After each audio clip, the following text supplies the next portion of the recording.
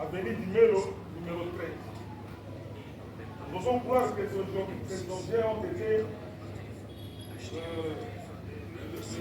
même le recéleur pour que ces objets soient retrouvés. La même bande avait attaqué Madame Bissima, Belinda Berthe, qui habite sur Vivi, et c'était... L'opération a eu lieu sur avenue Vivi, dans la nuit du 15 au 16 novembre 2024, vers minuit. Ils ont apporté une somme de $150, un appareil cellulaire de marque Camon Pro 19 et sa carte d'électeur. Voilà en ce qui concerne notre qui est connu sous le nom de Ngamboko, alias Ngouvou Général. Ont été traqués. Vous pouvez voir parmi Djibril. Ce dernier habite dans la commune de Mongafula, le quartier Mitendi. Il quitte le quartier Mitendi pour venir opérer avec ses amis ici à un ancien de Kitambo. Les parents peut-être ont vendu la parcelle, ils se sont allés abriter juste. Ce sont des garçons de Lubamba. Ce sont des amis de Kitambo. Donc lorsqu'il quitte Mitendi, il fait justement pour... Sirumbai, Christian, Sirumbai ou Tirumbai, tous habitants Kitambo. Et le chef de bande, c'est celui-là qui habite Mitendi. Donc il quitte Mitendi pour venir former sa bande pour justement traquer les gens ici à Kitambo. De l'avenue Oia, le long de l'avenue Tabora. Donc, croisement justement des avenues Tabora, Madimba et Refuge. Toujours au quartier Salon. C'est à 19h qu'ils commencent leurs opérations. Jusqu'à 0h. Avec des armes blanches. Ils sont cités dans beaucoup et différents cas d'extorsion, notamment les coups et blessures volontaires et autres. Possédé de son téléphone iPhone 11 Pro, $10 plus 49 000. On date du 3/11/2024 vers 17h à la hauteur de l'R Quado ici à Kitambo. Sa plainte a été actée et nous osons croire que ces objets avaient extorqué un téléphone de marque iPhone 12 Pro, un sac contenant des syllabus et des documents académiques, ainsi que la somme de $140 au préjudice de mademoiselle Tchakou Chamba Berthe. Cette dernière a également déposé sa plainte et la plainte a été recevable. Le chef de bande est nommé Koi Louya Charlie alias Kabila, ici présent, qui nous a orientés justement là où ils étaient, ils avaient caché les objets de mademoiselle Tchakou Chamba que nous avons récupérés et restitués à son propriétaire. Toujours les mêmes personnes. On a extorqué la somme de $150, un appareil cellulaire de marque Infinix Pro20 sur avenue Kivu, habitant avenue des Écuries, quartier Joli Parc, commune d'Engali. Il y a Bongangeli Benaja qui habite Banda. Et M. Sembele Eric qui habite Kitambo sur avenue Bolemba, quartier Tinké. Les lieux de prédilection, c'est justement le quartier Tinké là, sur avenue Sekeban. C'est là où eux, ils ont poussé avec le conducteur, le motard. Nous avons tous traqué.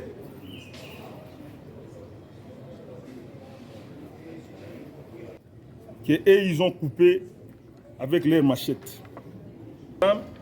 Le Chiat urbain Lukunga est déterminé à combattre les phénomènes Koulouna transformés en terrorisme dans toutes ses formes. Dans notre quartier opérationnel, les plaintes de leur incrimination. Nous demandons à la population de ne pas hésiter. Il ne faut pas avoir peur. Venez, nous sommes là pour recevoir vos plaintes. Parce qu'à base de vos plaintes, nous serons en mesure de les incriminer après avoir incriminé et puis les envoyer auprès des officiers du ministère public. N'hésitez pas d'appeler nos numéros. Il y a les 084 22 71 210, 098 00 20 843, 082 92 19 142. Je répète, 084 22 71 210, 098 00 20 843, 082 92 19 142.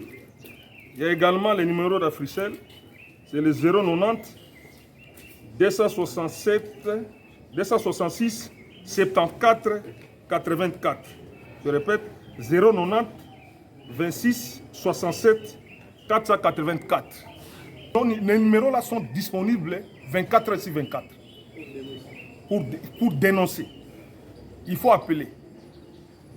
Vraiment, nous vous prions de toujours rester vigilants pour que pareille situation ne vous arrive pas. Hein? Il faut vous protéger. Évitez de circuler dans des endroits obscurs. Parce que c'est de là où ces gens-là se cachent.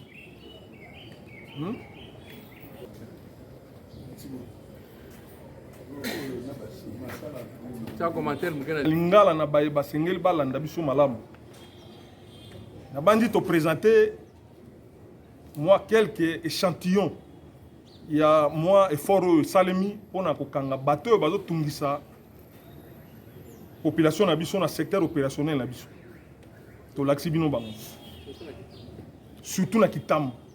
Bomoni ke batu bazako uta bana musu bazo uta libanda ya commune po baya ko déranger commune na biso ya na secteur na biso. Bana bazaki na baboti boyebaki bango bovandaki bo baboti le mususu mpona makambo makoki kilikili ba déplacer mais bana bawana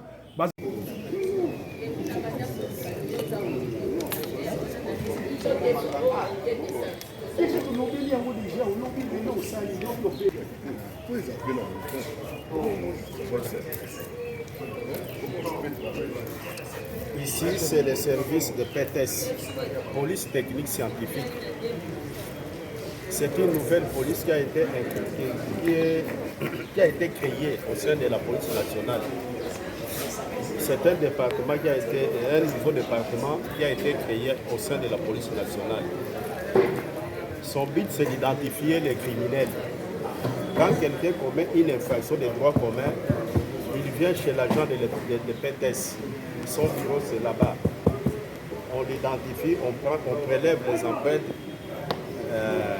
palmaires, les empreintes digitales. Et puis, on va les mettre dans une base de données. Ces empreintes-là ont une durée de 50 ans. Pendant 50 ans, eh bien, l'homme, quand il commet une infraction, par exemple à Kassamboulou, à Kimpese, ou bien à Sumbalesa, à Lubumbashi, et je ne sais où, sur toute l'étranger de la République, on va se référer sur la base de données. Par exemple, celui-ci, vous vous appelez comment, monsieur? Hein? Charline Koy. Charline Koy, alias Jibril.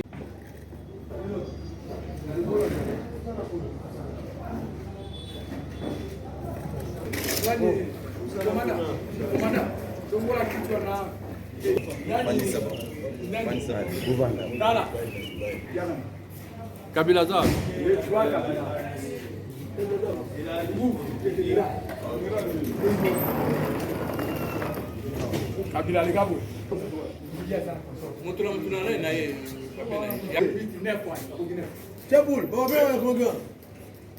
Oui. Obinini. Ba.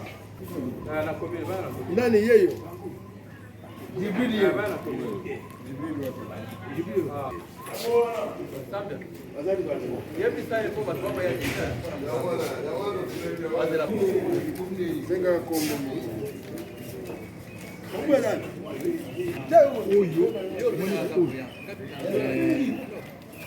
Ibaka.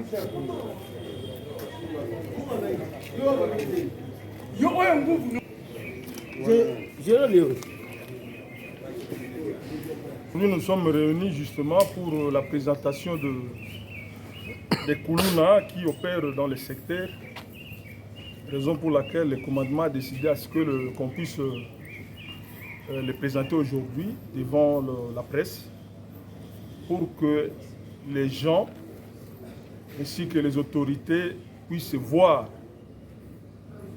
le travail que le commandement ainsi que le service de renseignement de l'état-major, le commissariat urbain de Lukunga, opère la journée comme la nuit.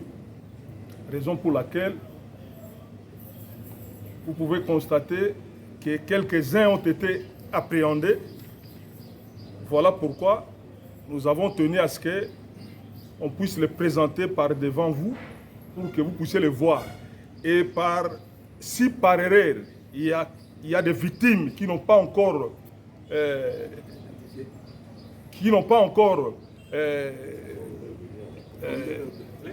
venir, lorsqu'on va les présenter, qu'ils puissent venir voir ou qu'ils puissent venir déposer leur plainte afin que ces gens-là soient incriminés et soient déférés auprès de magistrats afin qu'ils soient condamnés au travers de leurs plaintes. Parce que des fois là, lorsqu'il n'y a pas de plainte, ces gens-là sont envoyés au niveau du parquet et il arrive des fois qu'ils sont libérés.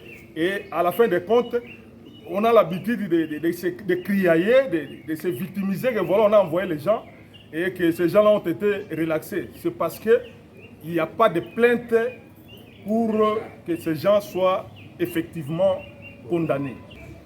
Nous pouvons déjà, d'entrée de jeu, commencer par vous présenter. En premier lieu, nous avons ici Monsieur Ngamoko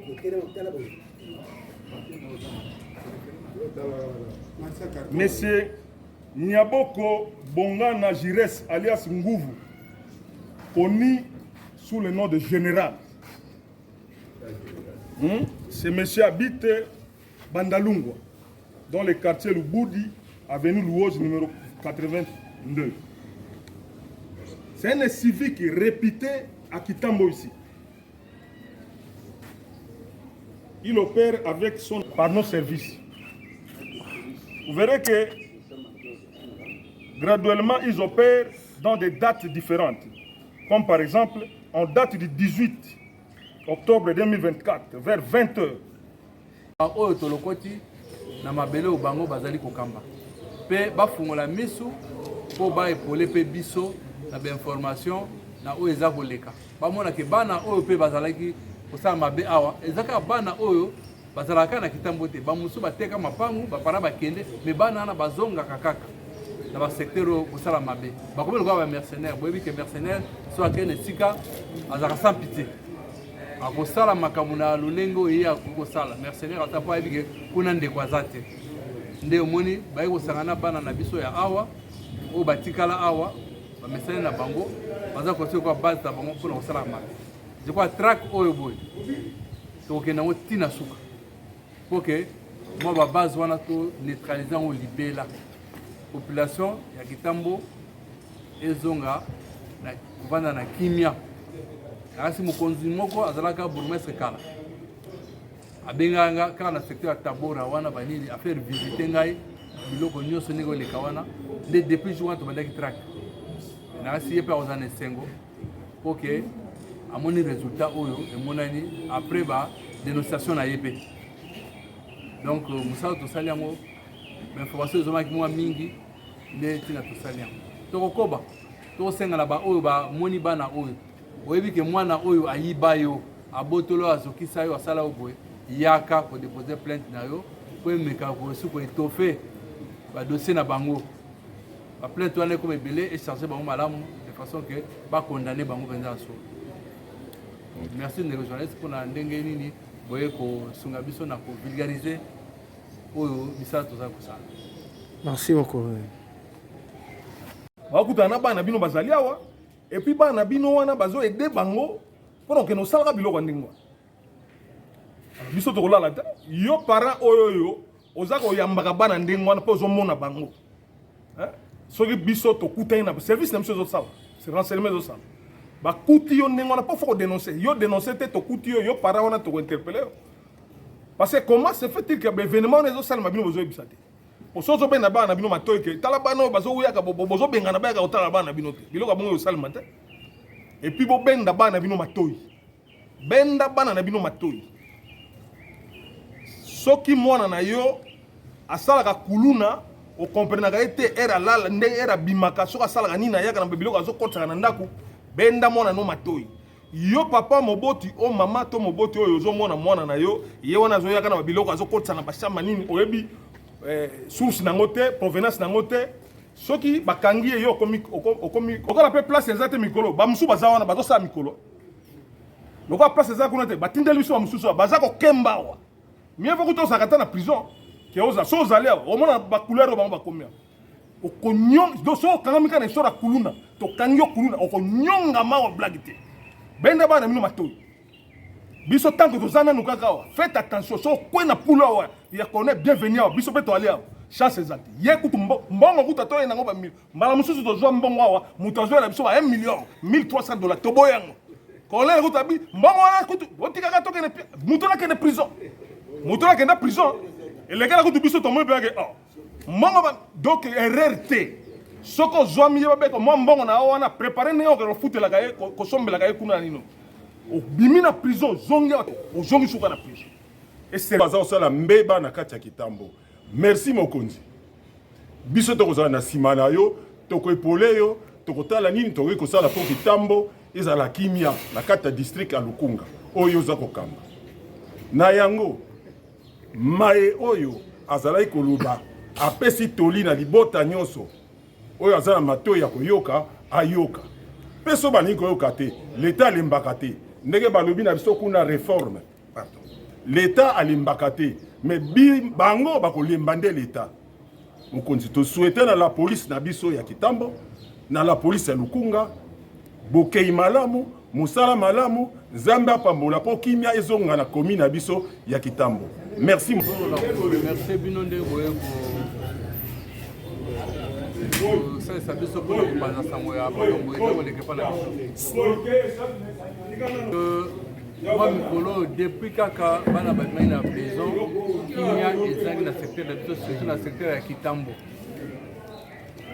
Ça fait 3 semaines toza kotrake bango parce que mabe eleki mwa mingi mabe eleki mwa mingi baza kobotola omoi nete na veni ya oya wana flaque do ezali wana bakoya batindiki bato bakwei nato bazoki babotoli biloko nyonso badepouye bango bakomi kotouche ti na bato bango bakoki kotouche te nde yango wana tokosandaki trake wana eti awa nali mpe koremercie lisusu Major Guy Dangulu ege oyo mpenza akolabore na biso makasi mpona komaîtrize mpe mwa ndambo ya kati ya bana oyo. En tout cas totravaille na ye na collaboration makasi wazali mpe na bapiste mosusu oyo biso ezali koéchappe biso travaille mpe tozwi résultat ya malamu tala barésultat ya malamu ezali ke tokangi torécupere mpe biloko tozongisi bakolo nango bazongi na esengo yango tobengi mpe bachef ya quartier lelo